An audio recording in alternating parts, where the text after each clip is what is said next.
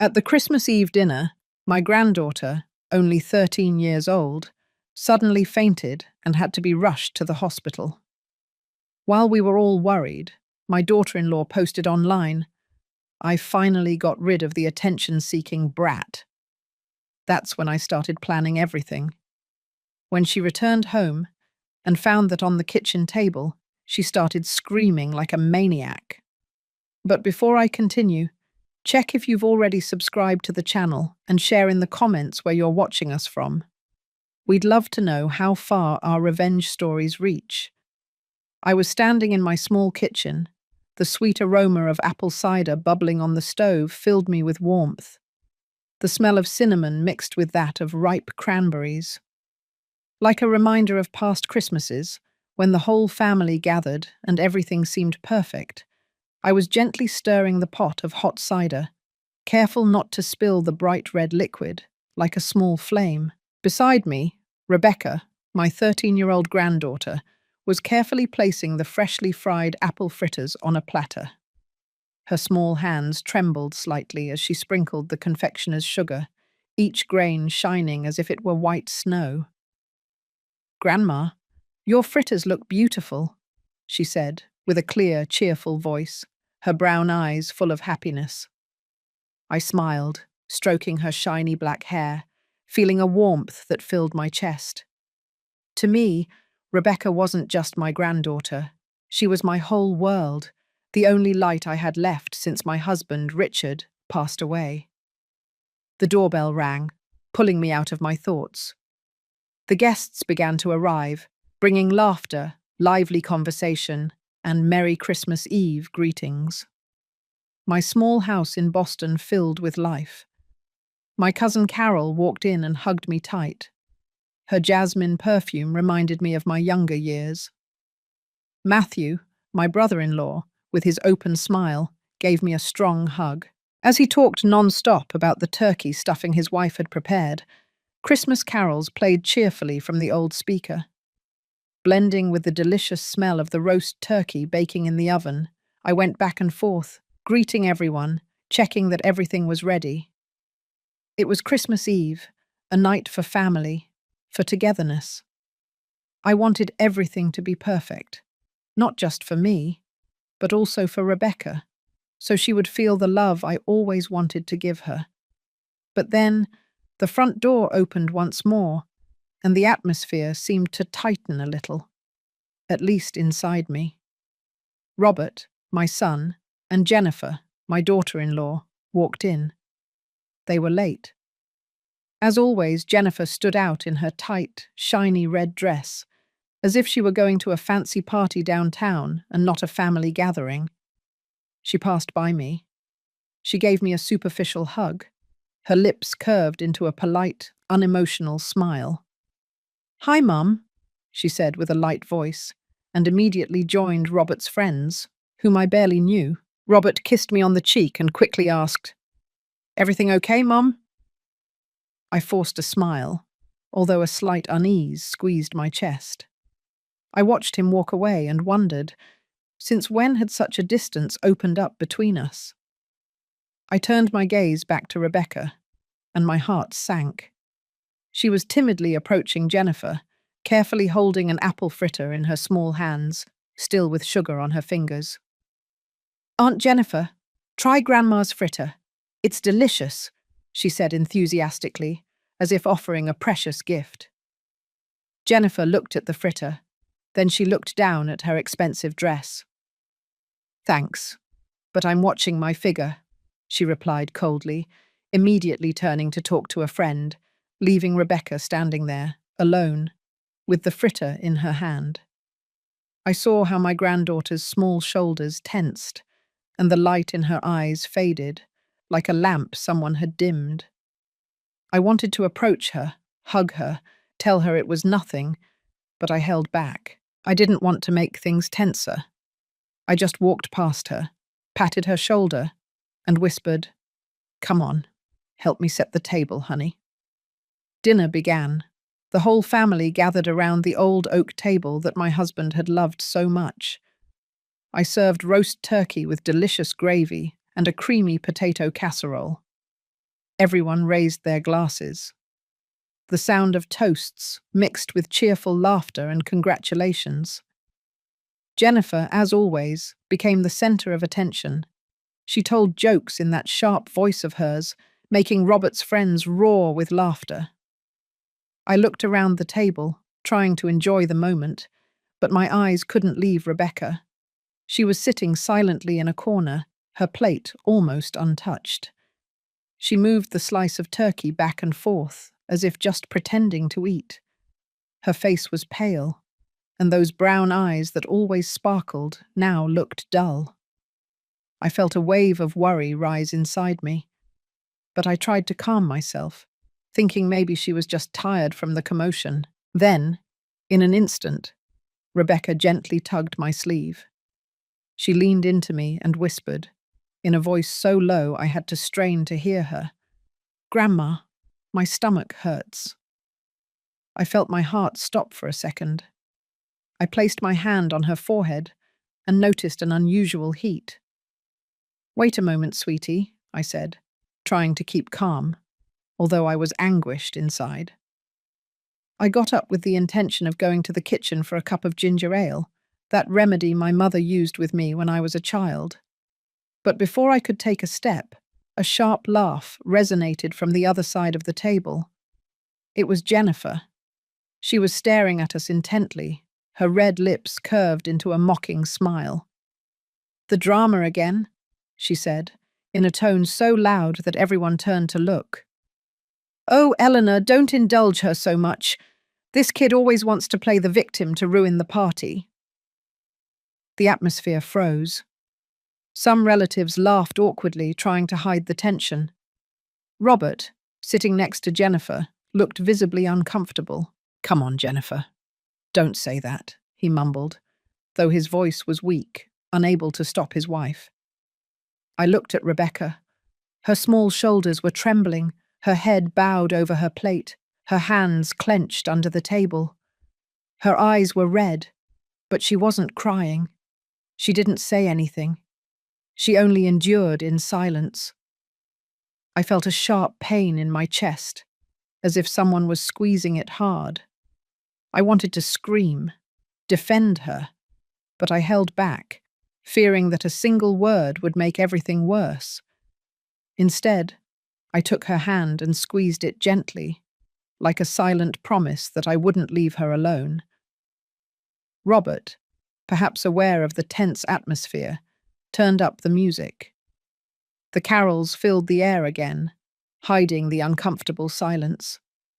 People resumed their conversations, toasts, and laughter, trying to pretend things were normal.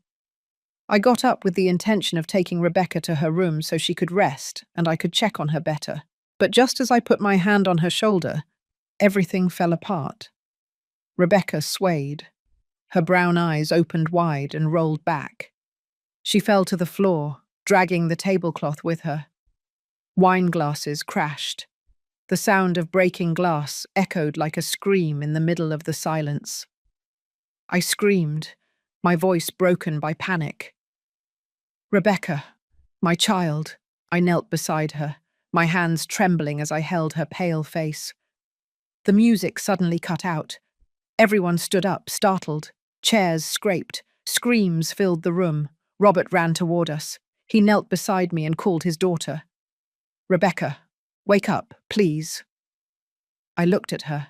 Her eyes were closed, her breathing weak. My heart pounded forcefully, as if it wanted to burst from my chest.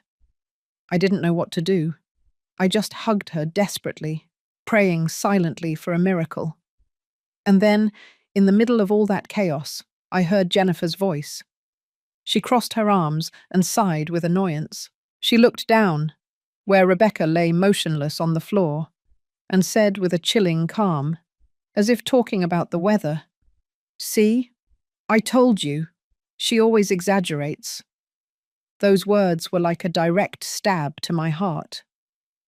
I looked up, meeting her cold, empty eyes, feeling the whole world collapsing around me. My son-in-law Matthew, who always kept calm in difficult times, quickly pulled out his phone and called 911.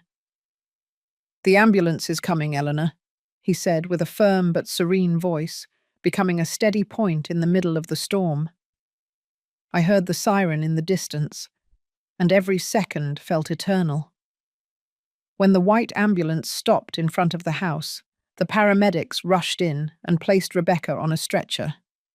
I held my granddaughter's hand tightly, not wanting to let go for an instant.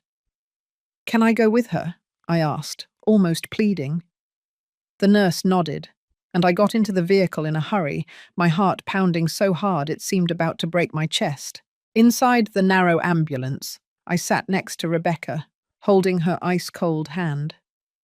The lights of the Boston streets passed by the window, blurred by the tears I couldn't hold back.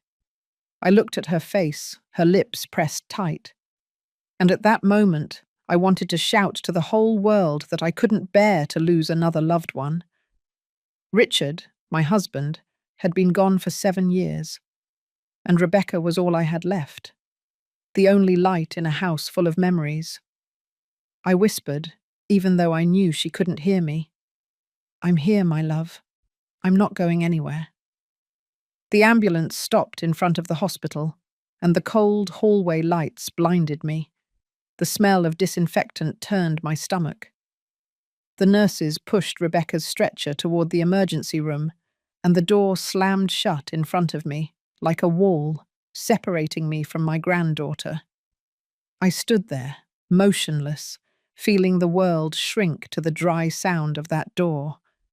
I wanted to run after her, stay by her side, but my legs didn't respond. I could only stay still, watching, praying in silence. Robert and Jennifer arrived shortly after. Robert paced back and forth in the waiting room, pale, phone glued to his ear.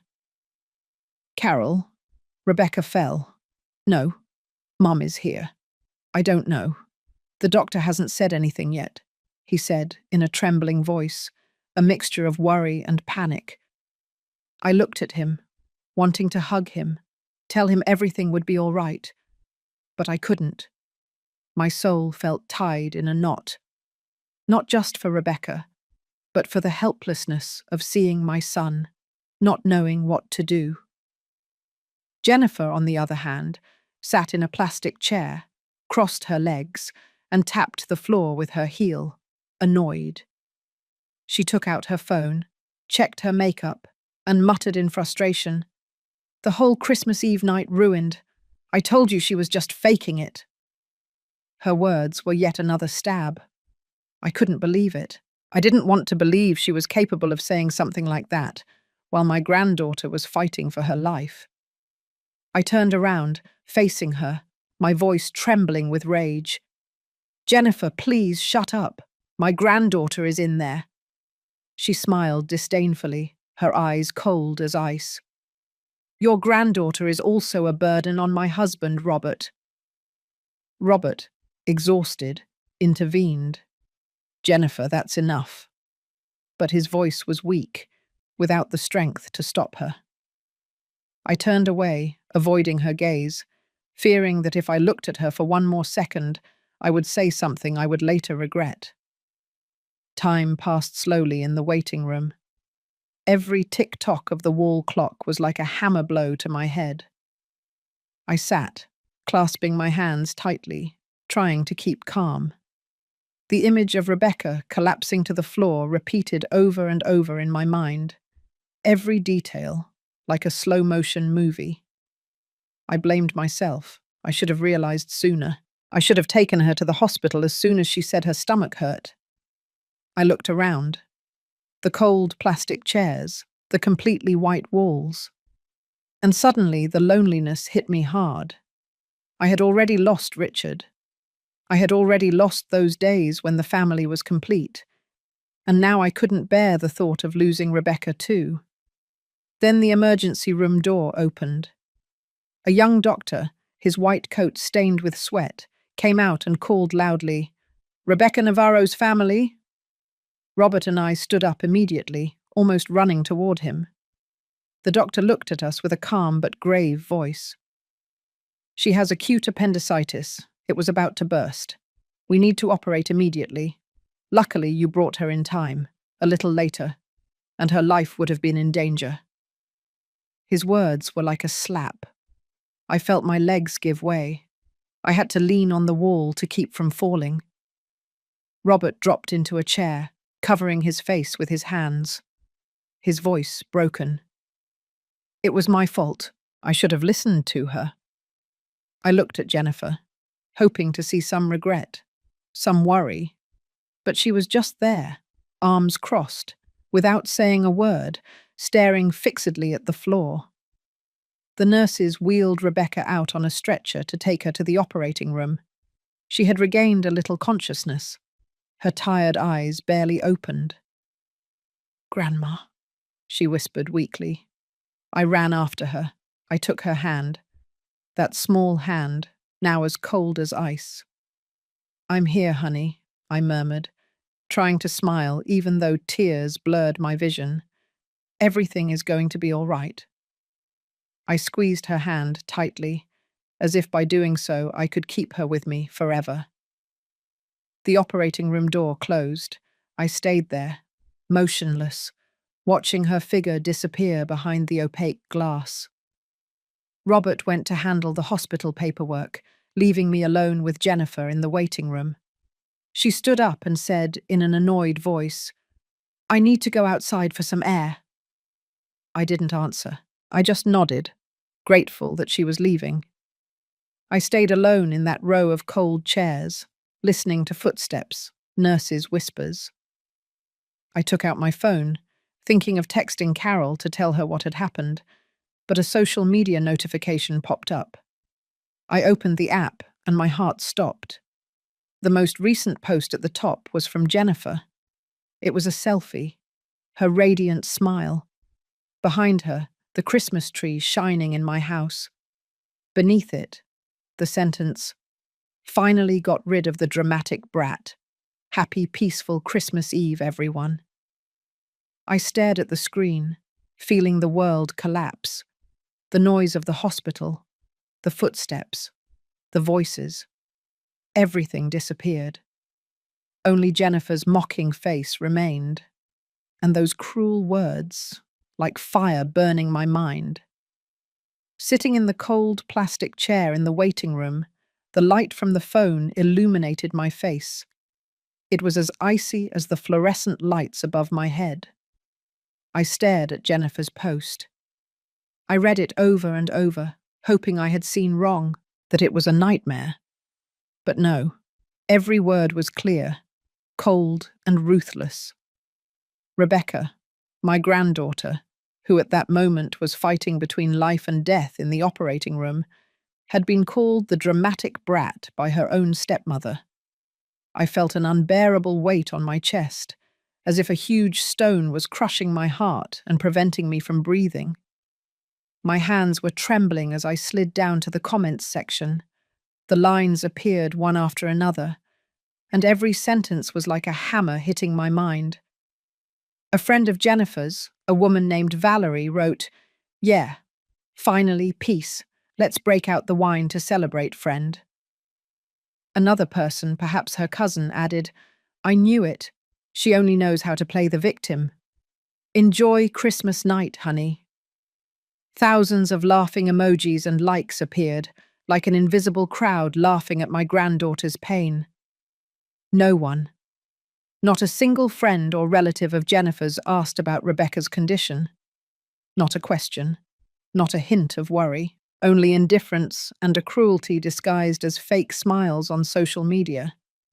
I felt a shiver run down my spine. Not from the hospital's cold, but from the hard truth that the people around Jennifer didn't consider Rebecca part of their family. The trembling in my body suddenly stopped. A different kind of coldness, not that of pain, but of determination, spread throughout my being. I took a deep breath, trying to calm myself. I couldn't let emotions dominate me. Not now.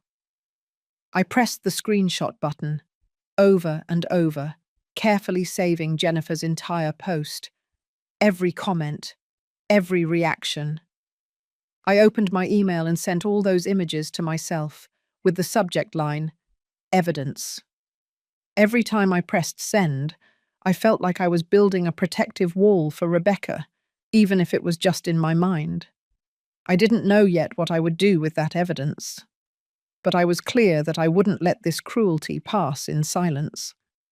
Robert returned with 2 paper cups of coffee, the smooth aroma mixed with the cold air of the waiting room.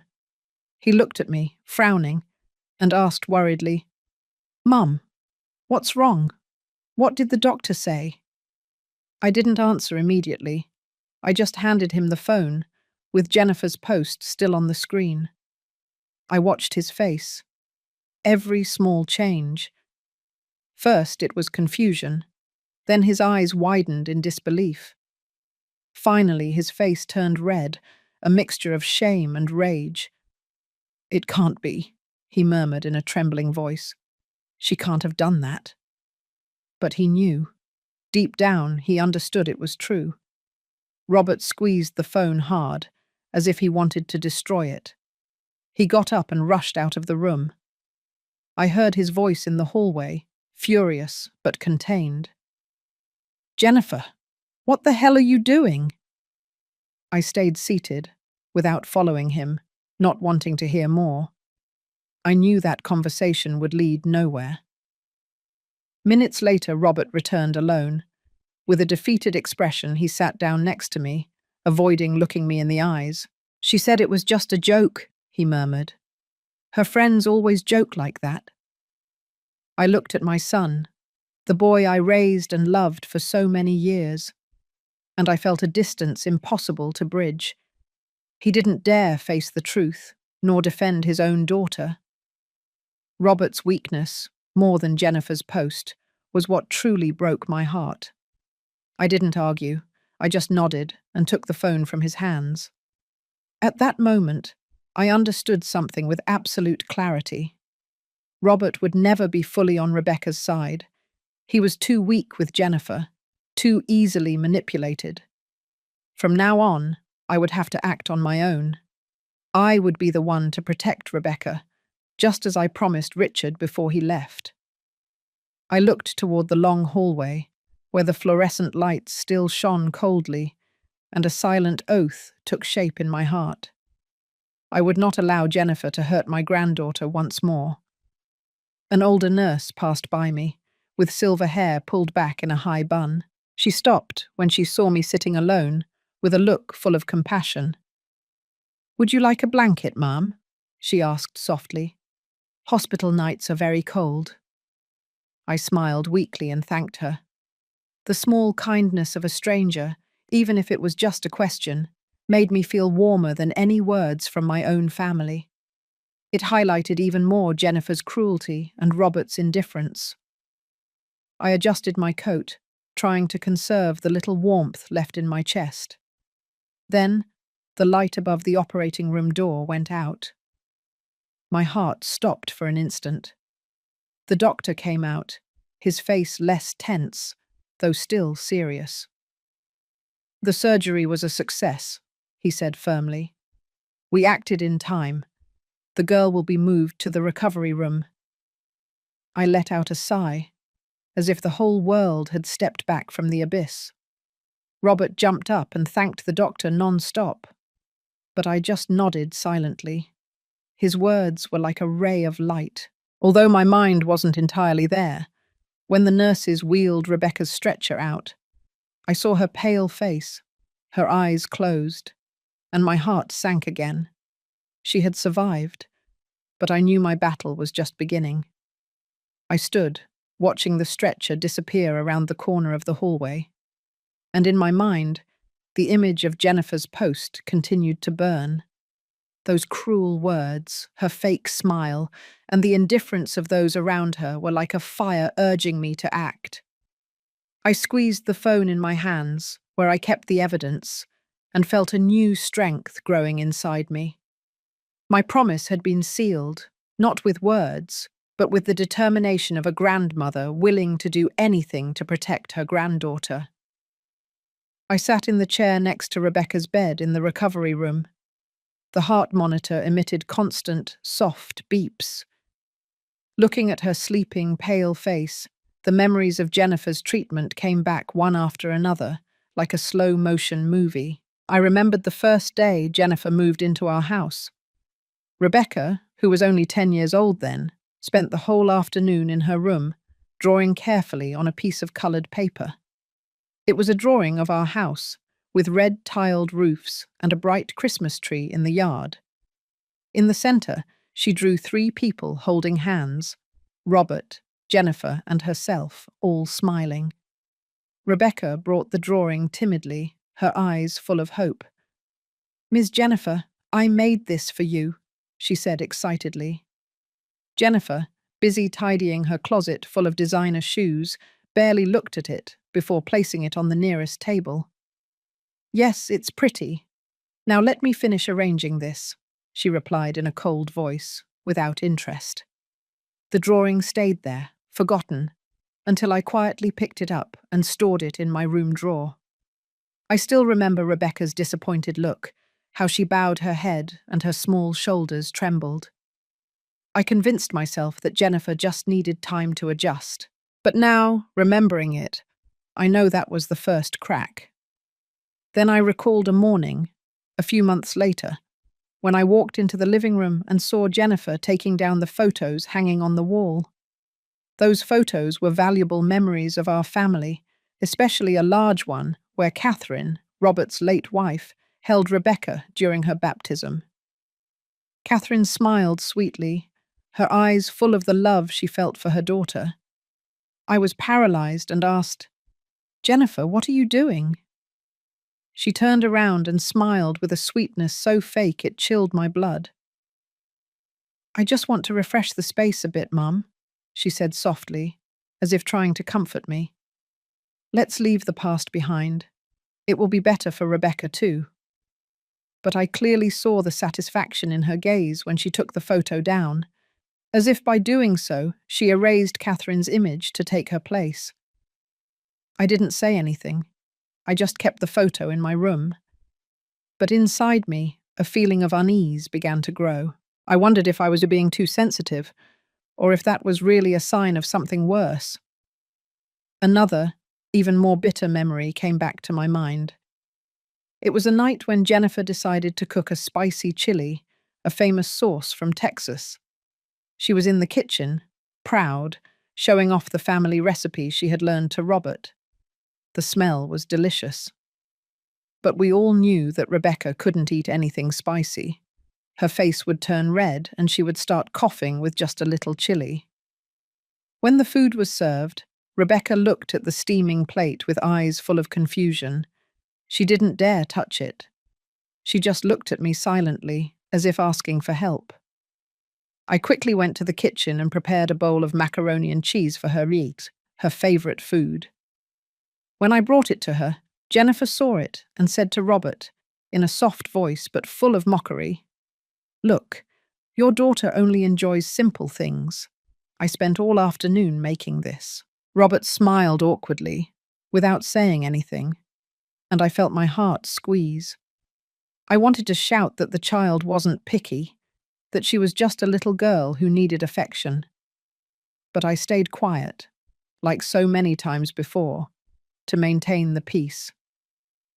Then I remembered the day Rebecca won first place in the school's fall festival drawing contest. She ran home clutching her blue ribbon and a bookstore gift card, her face beaming like the sun. "Grandma, I won!" she shouted, showing me the ribbon.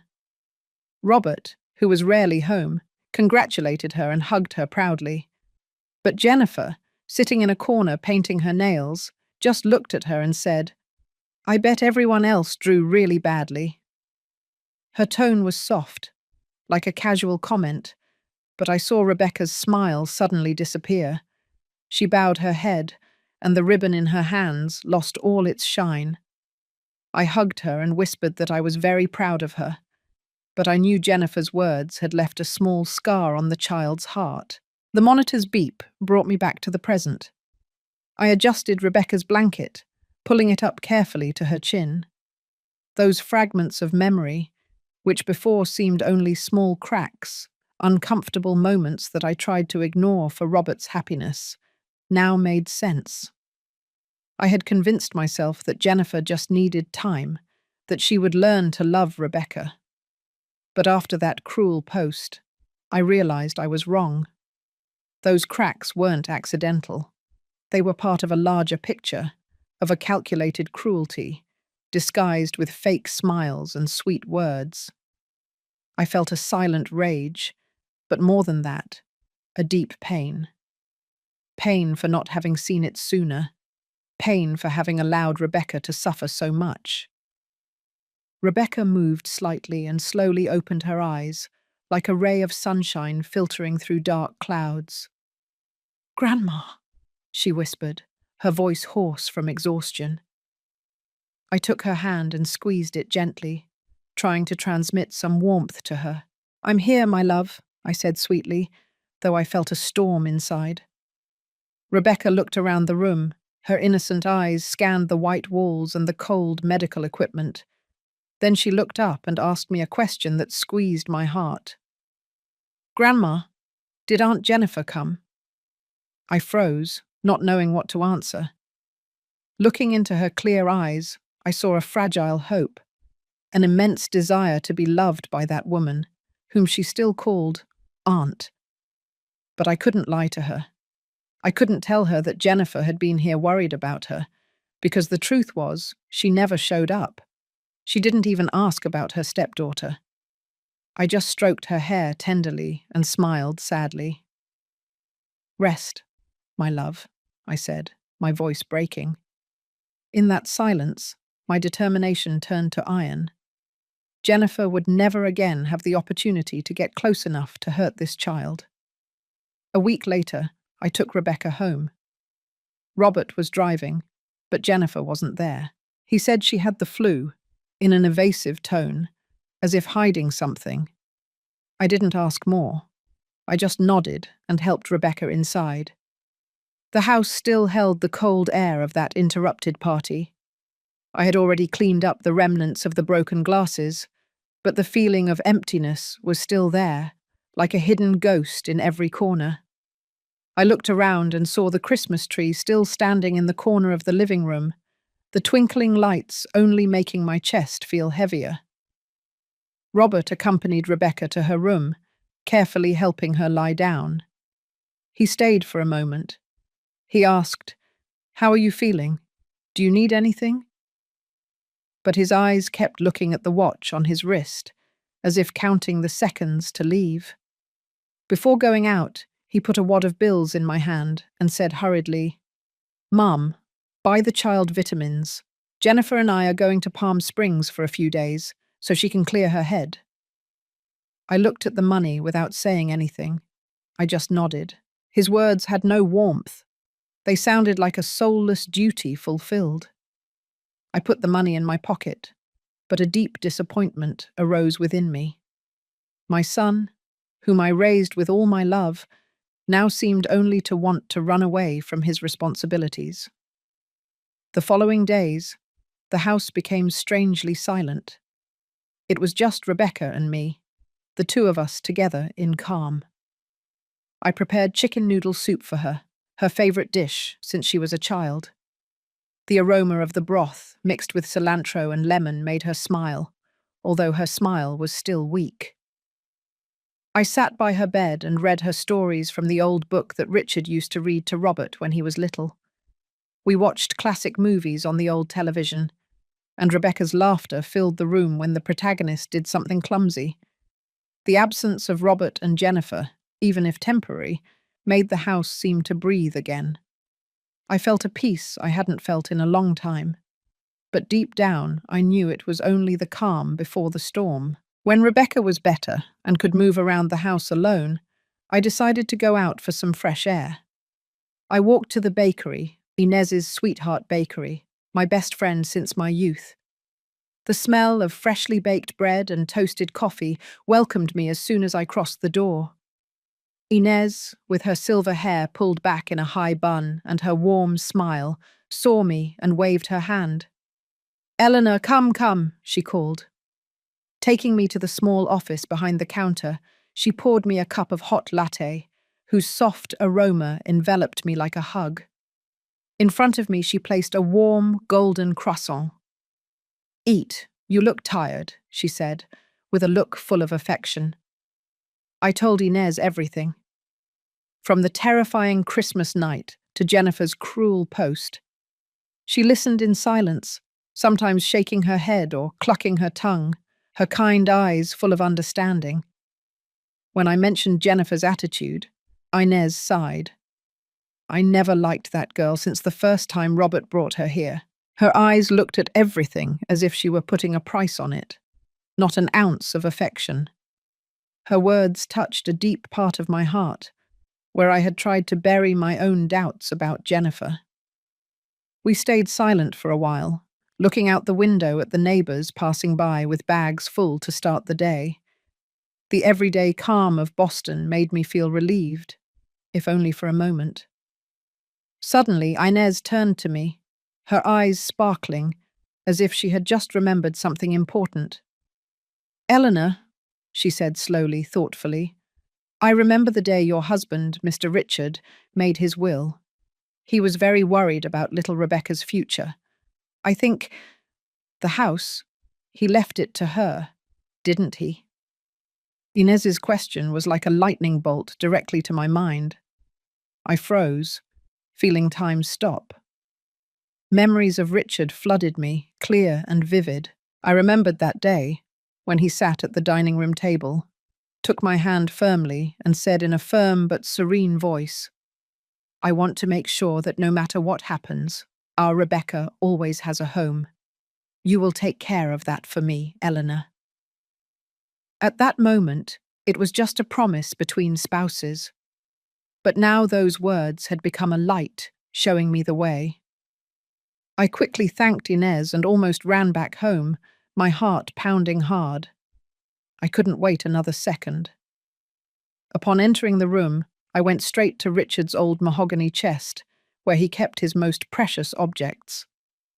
I opened the lid, and a smell of mothballs and old paper enveloped me, bringing with it all the memories of the man I loved all my life. Inside was his favourite clothing, still with a faint scent of him. There was also our yellowed wedding photo album, and the letters he wrote me when we were young, with crooked handwriting full of love. I carefully took them out, placing them aside, my hands trembling, as if touching something sacred. At the bottom of the chest, under a faded linen cloth, I found a wad of documents tied with a blue ribbon. I opened it, trembling, my breath catching. The first line on the thick sheet, sealed with a red stamp, jumped out at me. "Last Will and Testament of Richard Navarro." I quickly flipped through the pages, my heart pounding in my chest, and then I saw it, clear as day.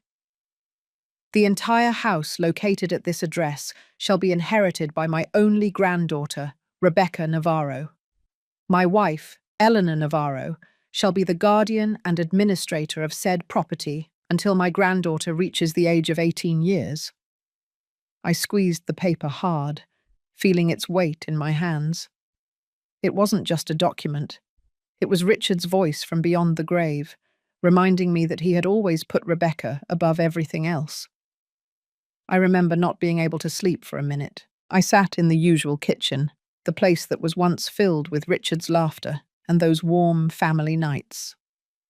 On the table, a copy of Richard's will lay neatly next to a cup of chamomile tea that had long since grown cold. I read every clause, every line, over and over, as if I wanted to etch them into my mind. The next morning, when the first rays of dawn filtered between the red roofs of Boston, I picked up the phone and called attorney Ernest Vega. He was an old college friend of Richard's, a respected lawyer with a strong voice and a kind smile. "Eleanor, it's been a long time," he said when he answered, with the same energy as when we were young. And Richard used to invite him home for barbecue and to discuss football. I went straight to the point and scheduled an appointment for the afternoon.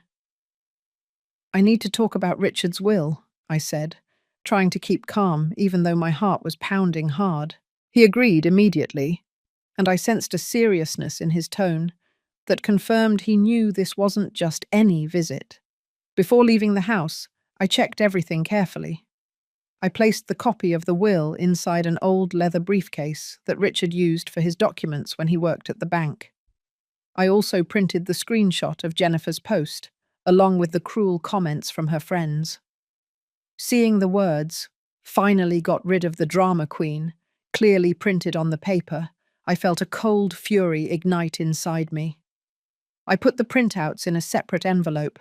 I sealed it tightly, as if signing a declaration of war. Before crossing the door, I stopped in front of Rebecca's room.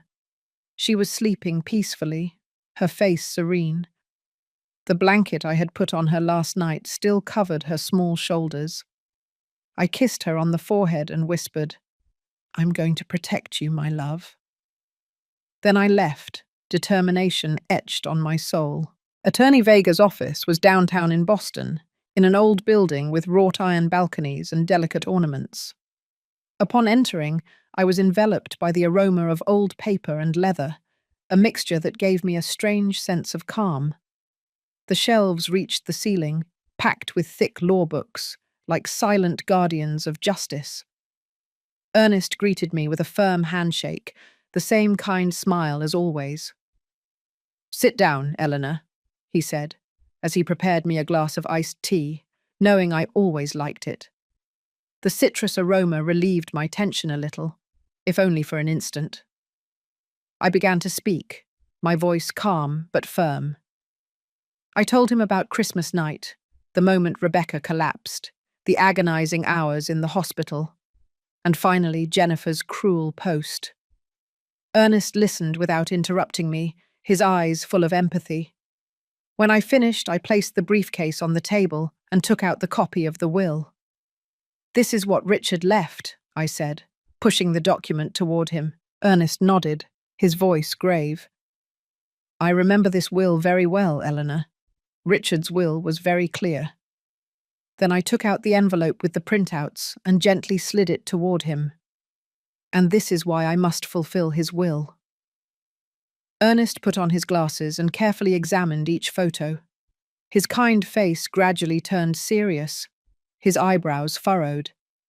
When he read the lines written by Jennifer, I saw his hand pause, as if he couldn't believe what he was seeing. He put down the papers. He took off his glasses and looked at me, his eyes full of indignation. "I can't believe it," he said, his voice deep but sharp. "That girl is cruel. Eleanor, how can someone be so heartless?" I didn't answer. I just nodded, feeling a small comfort in knowing I wasn't alone in my outrage. Ernest stood up, walked to the shelf, and pulled out a thick law book. He flipped through a few pages, moving his fingers with agility, as if he had done this thousands of times. Then he turned around. He looked at me directly and said in a firm voice, "Eleanor, you have every right. As the legal guardian of the property owner, you have the authority to demand that anyone whose name does not appear on the property documents and who does not have your consent vacate the premises. Robert is your son. But Jennifer, she has no legal tie to this property." His words were like a gust of wind that dispelled the last doubts I had. I felt a new strength, as if Richard were beside me, giving me courage. He explained the steps to follow. Draft a formal legal document demanding that Jennifer leave within a period of 30 days. As established by law, if she didn't comply, we could begin eviction proceedings. Then he looked at me with a serious but understanding expression. "Are you sure you want to do this, Eleanor? It won't be easy. The family will be affected." He left the phrase hanging in the air, but I understood what he meant. I knew this decision could put a new distance between my son and me, but I no longer had another option. I looked out the window and saw the colourful roofs of Boston spreading out under the afternoon light, the narrow streets, the yellow and red walls. Everything was part of my life, of my family. I thought of my granddaughter's face, her innocent question, "Will Aunt Jennifer come?" and I felt my heart tighten. I looked Ernest in the eyes and said without hesitation, "I'm more sure than ever. Ernest, help me draft that document. Justice for my granddaughter cannot wait any longer." Ernest nodded, and a slight smile appeared on his face. "All right, Eleanor," he said. "Richard would be proud of you." A week had passed since the meeting with Attorney Vega, but time seemed to stretch endlessly. My granddaughter's life and mine returned to a certain calm, at least in appearance. I helped Rebecca with her homework, teaching her how to solve the problems that were still difficult for her. We watered the geranium pots on the balcony together, red flowers that seemed to remind us of the vital force of Boston. Rebecca laughed more, but sometimes I noticed a distance in her gaze, as if searching for something she couldn't express. The legal notice, with its cold lines but full of power, was stored in a large envelope, hidden in the kitchen drawer.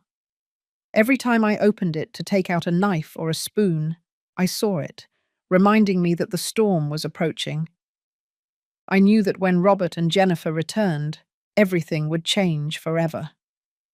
One Saturday afternoon, my phone vibrated. A message from Robert. "We're almost home, Mum. Do you want us to buy anything?" I looked at the screen, my fingers paused over the keyboard. For an instant, I wanted to answer, as always, ask him to buy some apples or some bread. But I only wrote a short sentence. "No need, son." I put the phone aside, feeling as if I had crossed an invisible line. Today, I wasn't going to keep avoiding things. Today, I was going to face them. I took a deep breath, trying to keep calm. I asked Rebecca to go to her room, to put on her headphones to listen to music or watch a movie on her tablet. "Grandma has something to do, honey," I said, smiling to hide the tension. She nodded obediently, without asking questions. I went to the kitchen and took the envelope with the legal notice from the drawer. I carefully placed it in the center of the oak table, where Richard used to sit to write his will, where our family once gathered on happy days.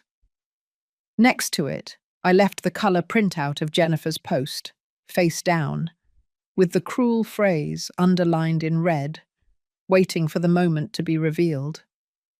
Finally, I prepared a kettle of chamomile tea, its soft aroma like an invisible shield helping me maintain serenity. I sat down, clasping my hands, and I waited. The sound of keys turning in the lock broke the silence of the house. The door opened, and Robert entered, followed by Jennifer, loaded with shopping bags from Palm Springs. Jennifer looked radiant, her skin tanned and her eyes shining with joy from the trip. She threw her bag onto the sofa and exclaimed enthusiastically, "Oh, I'm exhausted. But it was so much fun. Mum, look at this scarf. Isn't it pretty? I bought it for you." She held up a colourful silk scarf, as if that gift could erase all the tensions.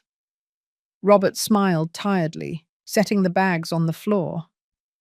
"Hi, Mum," he said, his gaze passing over me. "Where is Rebecca?" I didn't answer. I just stayed seated in silence, looking toward the dining table. My silence was like an invisible wall that made their joy vanish. Jennifer frowned, sensing something strange. She approached the table, her gaze inquisitive. "What is this?" she asked suspiciously. Without waiting for an answer, she took the envelope and tore it open impatiently, as if wanting to destroy any obstacle that stood in her way. I watched her intently, every small change in her face. Her eyes moved quickly over the legal lines, going from confusion to disbelief. Then she saw her name and the phrase, "Eviction notice within a period of 30 days." Her face, beautiful until then, was contorted by rage, her lips pressed into a hard line. "What the hell is this?" she shouted, crumpling the paper in her hands. She turned toward me, her eyes wide with shock. You crazy old woman, how dare you do this to me? Her high-pitched voice echoed throughout the house, like an unexpected storm. Robert ran toward her, snatching the crumpled paper from her hands. He read it, his face pale, his hands trembling. "Mom, what are you doing?" he asked, his voice broken, as if he couldn't believe what was happening. I looked at my son, the son I had loved, and for whom I had sacrificed my whole life, and I felt a deep pain. He didn't understand, or didn't want to understand, that I was doing all this for Rebecca, for the family he had abandoned. Jennifer didn't stop. She approached me, pointing her finger and shouting, "This is my husband's house. You have no right here." I took a deep breath, trying to keep calm, although my heart was pounding hard. I flipped the photo face up on the table, showing Jennifer's smiling face and a cruel phrase written underneath. "Finally got rid of the girl who thinks she's the center of the world." I took a red marker and circled the words, not taking my eyes off her, while my granddaughter was on the operating table. "You posted this," I said in a firm voice, but without raising it. The air in the room became thick.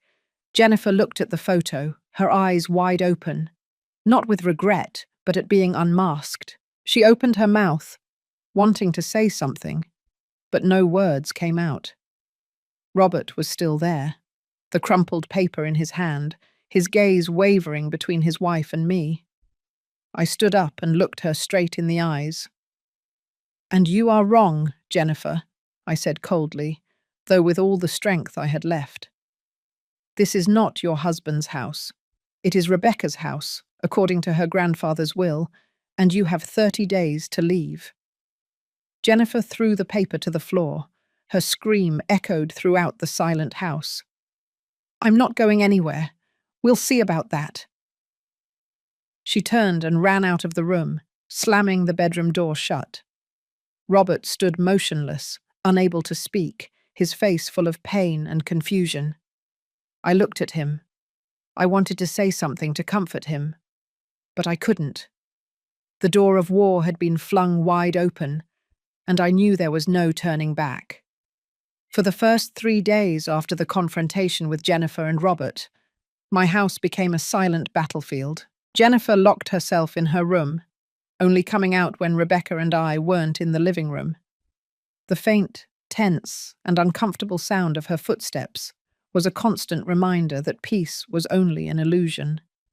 Robert tried to talk to me, but his words led nowhere. "Mum, think carefully," he said in a pleading voice. "Jennifer didn't mean to hurt you." I looked at him, the man I had raised, and replied with serenity, but with decision. "The decision is already made. Robert, you have to choose." He lowered his head without saying anything more, and I knew he was torn between his wife and his mother, between duty and his own weakness. Every time I saw him, I noticed a greater distance between us, a crack impossible to repair. On the 4th day, the real storm erupted, not inside my house, but on social media. The one who cast the first stone was Mrs. Martin, Jennifer's mother. She posted a photo of her daughter sitting on the sofa, her eyes red and her hands covering her face, as if she had just cried. The photo was accompanied by a long, emotional but calculated text. It claimed that her daughter had cared with all her heart for her husband's daughter, that she had always tried to be a good mother to Rebecca, but that a cruel and envious mother-in-law, jealous of her son's happiness, had thrown her out of the house. The text also insinuated that I had taken advantage of Rebecca's illness to stage a farce and appropriate the family assets. I read every line feeling as if a bucket of ice water had been thrown on me. The lies were written so carefully that they seemed like a perfectly crafted story to turn me into the villain. Less than an hour later, Jennifer shared her mother's post, adding a short but dramatic sentence. "My heart is broken. I only wanted to form a family, but maybe I was never enough. Her post spread at an astonishing speed. Friends, relatives, even people I had never met shared the post, accompanying it with compassionate comments toward Jennifer. "Poor thing," one person wrote. "What an injustice," another commented. No one stopped to ask what the truth was. No one thought of Rebecca, of what she had had to endure. I looked at the phone screen. The notifications appeared like arrows, pointing directly at me, and I felt a deep loneliness.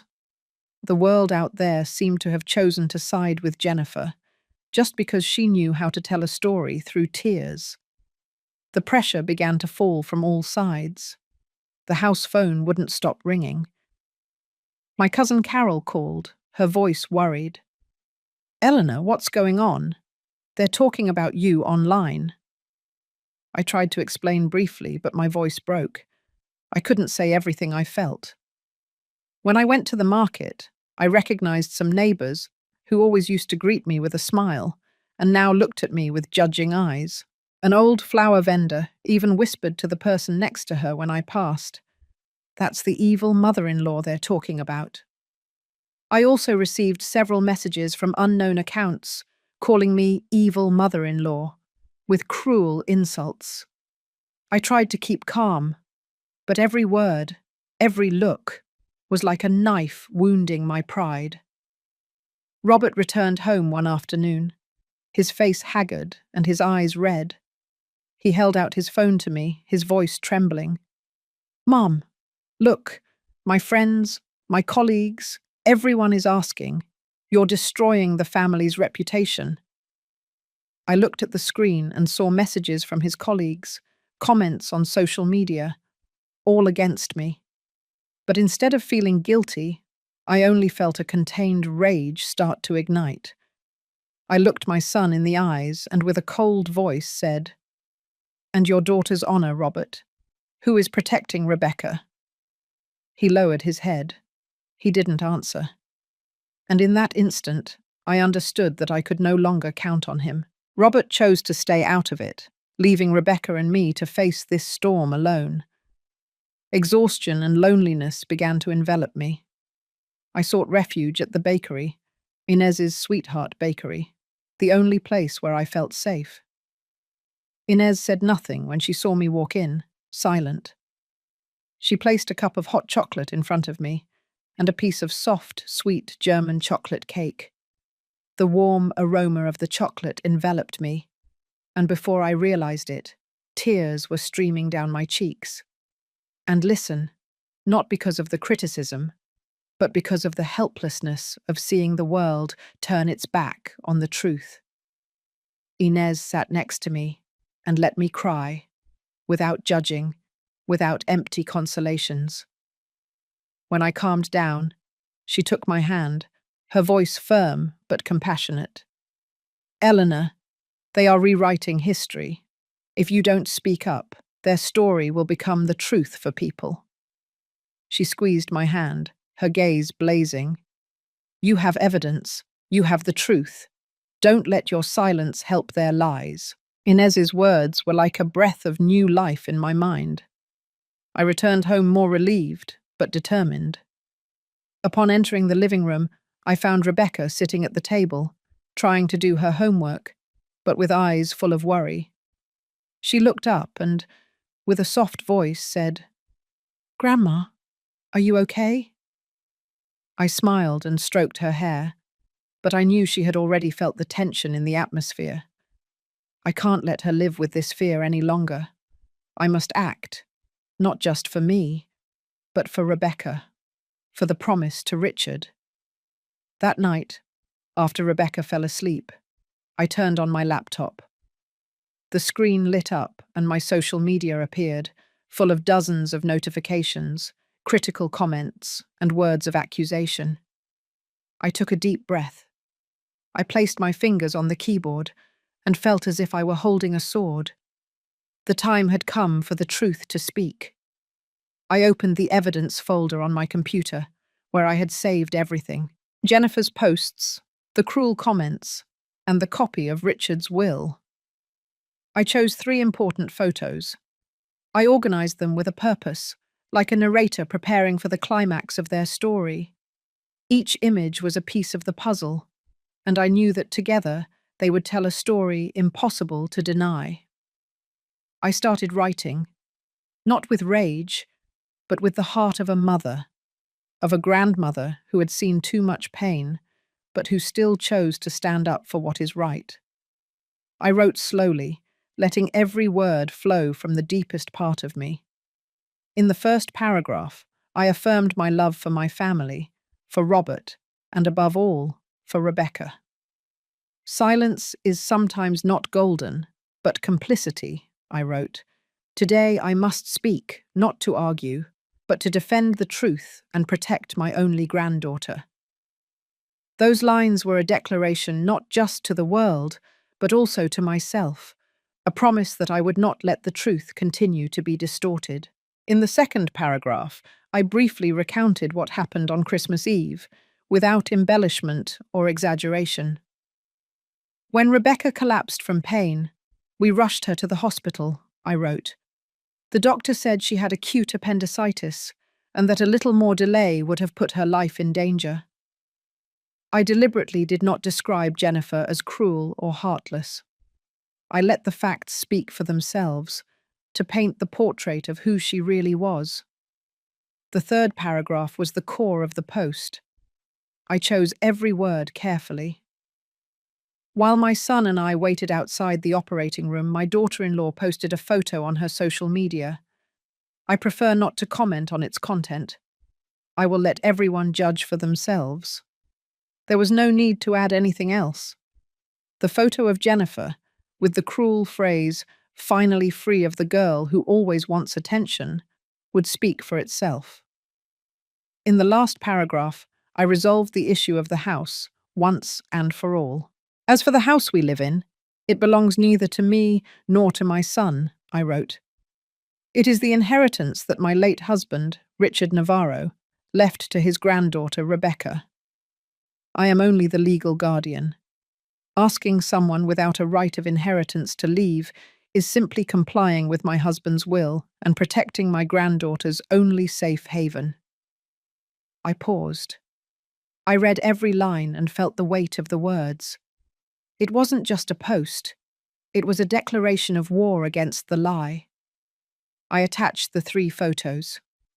The first was a screenshot of Jennifer's post, with her malicious phrase circled in red, using a simple editing tool. The second was the page of Richard's will, with Rebecca's name and mine highlighted, clear and undeniable. Finally, I chose a photo I took at the hospital. It wasn't the moment Rebecca lay motionless in bed, but when she was trying to sit up, with the IV still connected.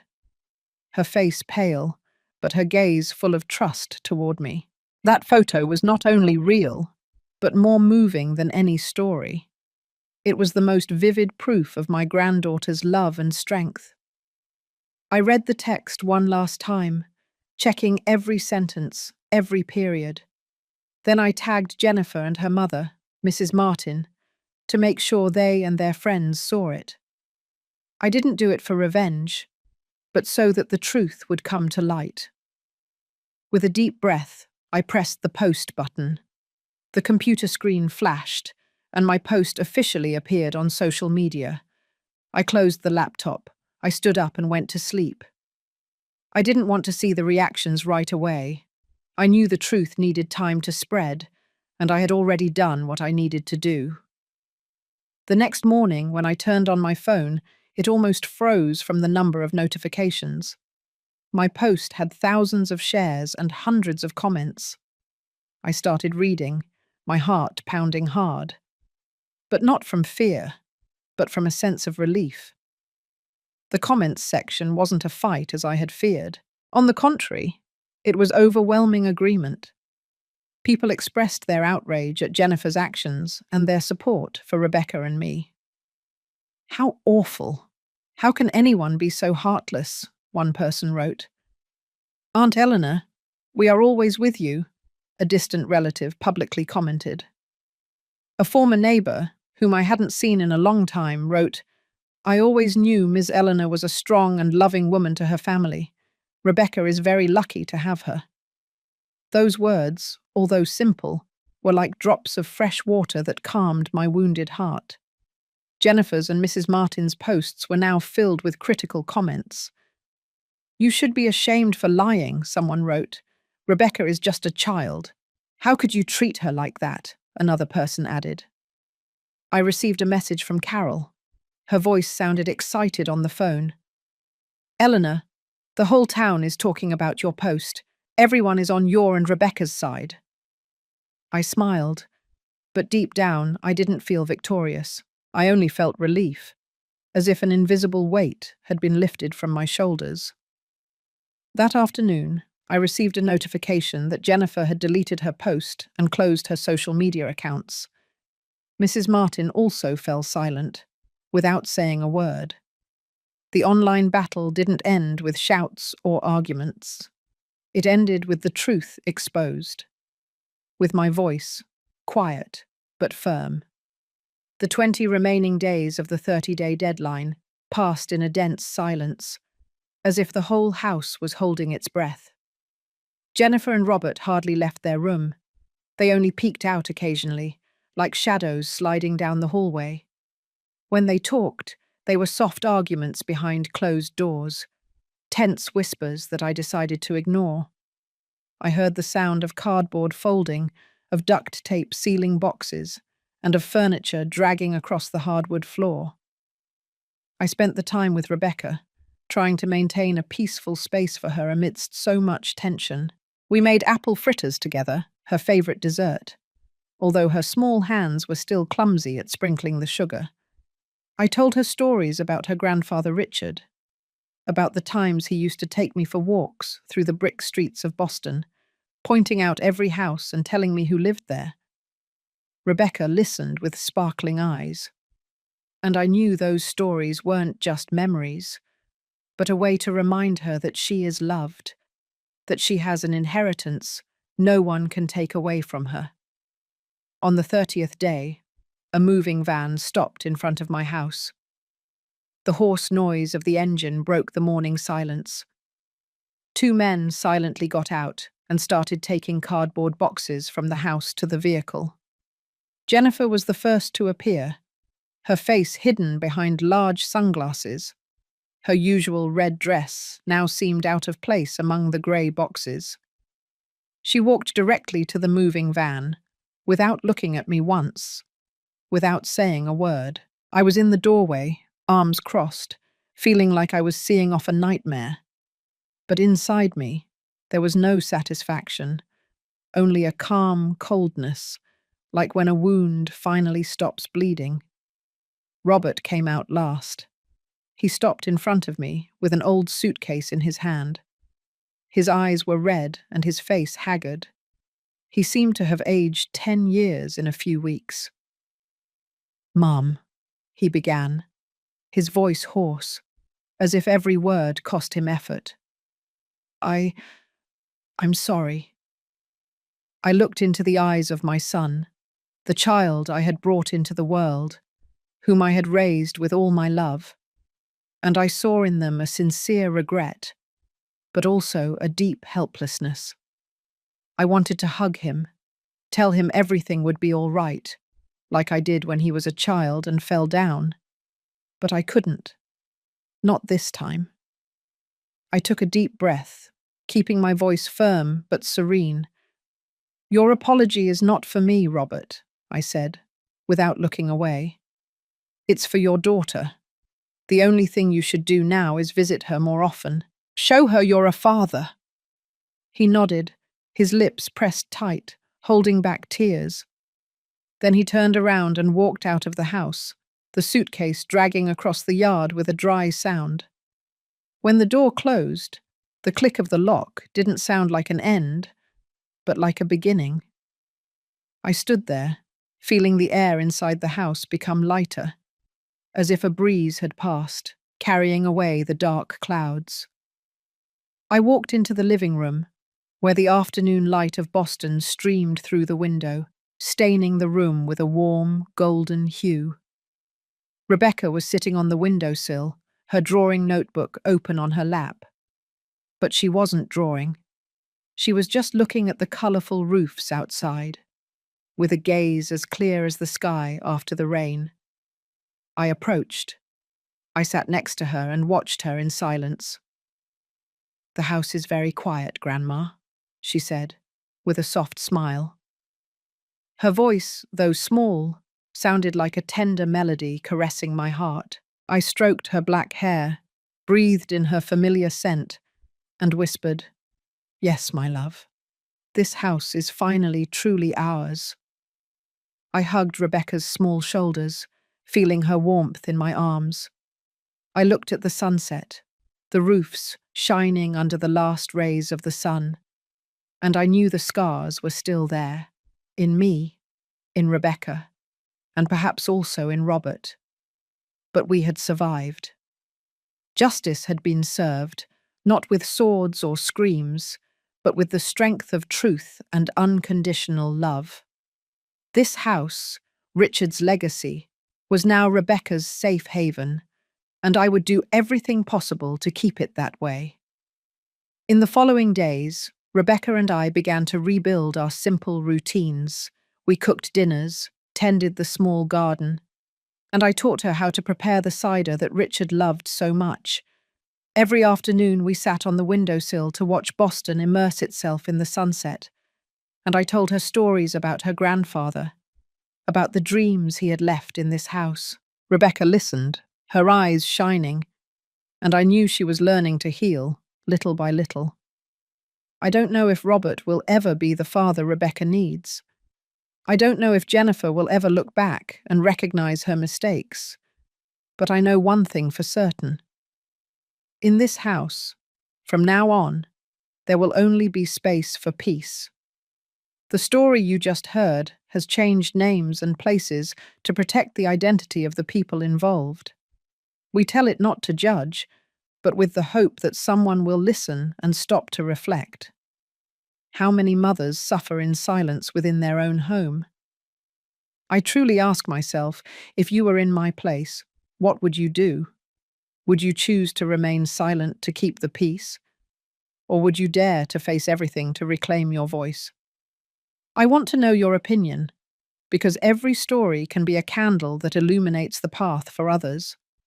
God always blesses, and I am sure that courage will lead us to better days. For now, on the final screen, I will leave two of the channel's most beloved stories. I am sure they will surprise you. Thank you for staying with me until this moment.